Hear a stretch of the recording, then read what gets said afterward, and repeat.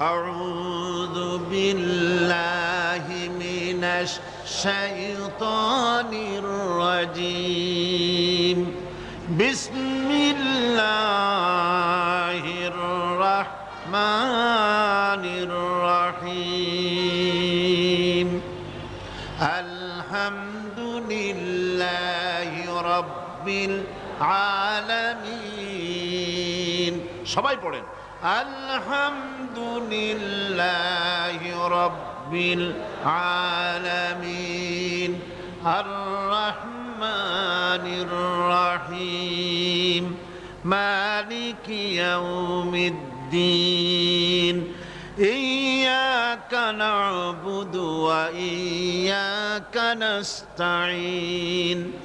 ইহদিনাস সিরাতাল মুস্তাকিম সিরাতাল লাযীনা আন'আমতা আলাইহিম গায়রিল মাগদুবি আলাইহিম ওয়ালাদ-দাল্লিন। আমিন। সূরা ফাতিহা কোরআনে কারীমের সর্বপ্রথম একটি পূর্ণাঙ্গ সূরা, যেটি সেই সূরাটির নাম হচ্ছে সূরা ফাতিহা। এর আগে যত সূরা নাজিল হয়েছে রাসূল করিম সাল্লাল্লাহু আলাইহি ওয়াসাল্লামের কাছে তা ছিল 10 আয়াত, 20 আয়াত, 30 আয়াত এরকম করে করে, কিন্তু পূর্ণাঙ্গ সূরা হিসাবে হুজুরের কাছে প্রথম যে সূরাটি নাজিল হয় সেই সূরাটির নাম হচ্ছে সূরা ফাতিহা। আর এই ফাতিহার এটা গ্রন্থের প্রারম্ভিকা হিসাবে রাখা হয়েছে বলে এই সূরাটির নাম হচ্ছে আল ফাতিহা, সূরাতুল ফাতিহা অথবা ফাতিহাতুল কিতাব। যার সাহায্যে কোনো জিনিসকে উদ্বোধন করা হয়, শুরু করা হয়, সেটার নাম হচ্ছে ফাতিহা। সূরা ফাতিহার একটা নাম না, বরং এর অনেকগুলি নাম আছে। সূরা ফাতিহার কম বেশি 22টি নাম পাওয়া যায়। আবার তাফসিরে রুহুল মানিতে এর 40টি নাম বলা হয়েছে। সূরা ফাতিহা অত্যন্ত ফজিলতপূর্ণ একটি সূরা, বরকতপূর্ণ সূরা। এই সূরাটির এক নাম হচ্ছে ফাতিহাতুল কিতাব, মানে হচ্ছে কোরআন কুঞ্জিকা, কোরআনের চাবি অথবা কোরআন প্রারম্ভিকা। এটাকে বলা হয়েছে উম্মুল কিতাব, কোরআনের কিতাবের মা। তো মা মানে কোরআন শরীফের পেটে সূরা ফাতিহা হয়েছে তা না। আরবিতে শব্দের অর্থ হচ্ছে কেন্দ্র, সেন্টার, আসল। এই জন্যে মক্কা শরীফকে বলা হয়, কোরআনে কারীম মক্কা শরীফকে বলেছে কি উম্মুল কোরা, গ্রাম সমূহের মা। সারা পৃথিবীর সমস্ত জায়গা থেকে, শহর গঞ্জ গ্রাম থেকে লোকেরা এখানে এসে একত্রিত হয়, সেজন্য এটার নাম রাখা হয়েছে উম্মুল কোরা। আবার সেনাবাহিনীর পতাকাকে বলা হয় উম্মুন, তার মানে হচ্ছে সমস্ত সেনাবাহিনী এই পতাকার ছায়াতলে ঐক্যবদ্ধ হয়, একত্রিত হয়, সেজন্য সেই পতাকার নাম হচ্ছে উম্মুন। অনুরূপভাবে গোটা কোরআনে কারীমের মধ্যে যা কিছু আছে তা সূরা ফাতিহার ভিতরে কেন্দ্রীভূত করা হয়েছে বলে এটার নাম হয়েছে উম্মুল কিতাব। এটার নাম হয়েছে সূরাতুর রাস। রাস শব্দের অর্থ হচ্ছে মগজ।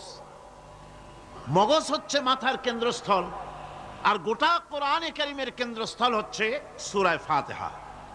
সূরা ফাতিহার আরেক নাম হচ্ছে সূরাতুল কানজ, অর্থাৎ খনি, খনির সূরা। তার মানে হচ্ছে জ্ঞান বিজ্ঞানের সমস্ত খনি আল্লাহ পাক সূরা ফাতিহার মধ্যে রেখে দিয়েছেন। সুবহানাল্লাহি ওয়া বিহামদিহি।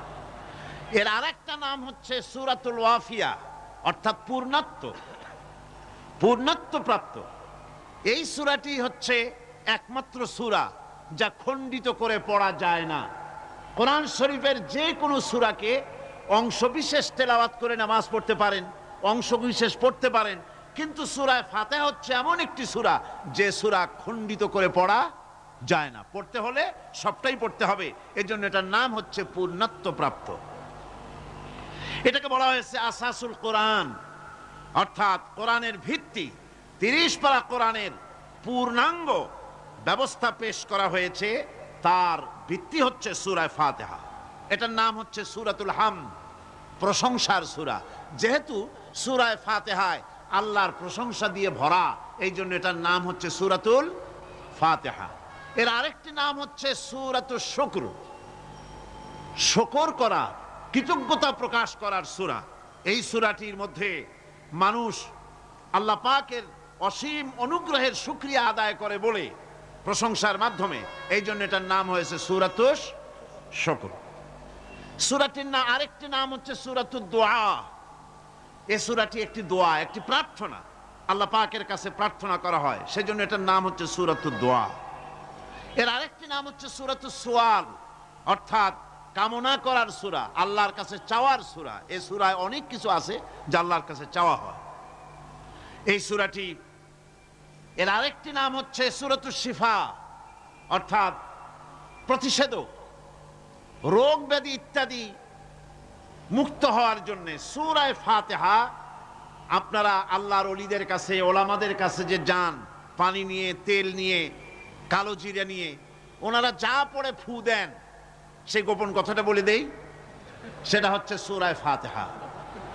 সূরা ফাতিহা কোন কোন কিতাবে মুফাসসিরিন ইকরাম লিখেছেন, মুহাদ্দিসিনরা লিখেছেন যে দুরারোগ্য ব্যাধি, কোন ওষুধে ভালো হচ্ছে না, প্রতিদিন 40 বার করে সূরা ফাতিহা পড়ে পানিতে দম করে ফজরের পরে 41 দিন যদি এভাবে সেবন করে, সেই দম করা পানি দুরারোগ্য ব্যাধিও আল্লাহ পাক ভালো করে দিবেন। সুবহানাল্লাহ বিহামদি। এটা হচ্ছে সূরাতুশ শিফা। এটাকে বলা হয় সূরাতুস সালাত। নামাজ হবেই না সূরা ফাতিহা ছাড়া, নামাজ সূরা ফাতিহা ছাড়া হবে না।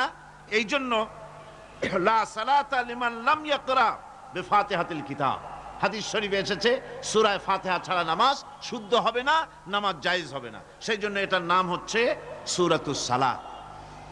কোরআনে কারীমের এই সূরাটি, এটাকে হযরত পীর সাহেব কেবলা একটি আয়াত তেলাওয়াত করে বলেছেন সাবউল মাসানি।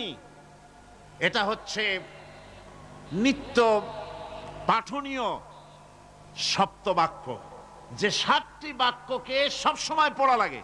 তার মানে হচ্ছে যে ব্যক্তি নামাজ পড়ে 5 ওয়াক্ত, 24 ঘন্টার ভিতরে সূরা ফাতিহা একেবারে কম করেও যদি হয়, তাহলে 40 বার এই সূরা 24 ঘন্টায় নামাজি ব্যক্তিকে পড়তে হয়। এই জন্য সবসময় পাঠনীয় এই সূরাটি। সূরাটি মোট অক্ষর সংখ্যা হচ্ছে 113, শব্দ সংখ্যা হচ্ছে 25টি। এটি হচ্ছে সূরা ফাতিহা। একটি রুকু, 7টি আয়াত। নাজিলের অবতীর্ণ হওয়ার স্থান হচ্ছে মক্কা আল মুকাররমা। রাসূল করিম সাল্লাল্লাহু আলাইহি ওয়াসাল্লামের মক্কি জিন্দেগিতে সূরাটি অবতীর্ণ হয়।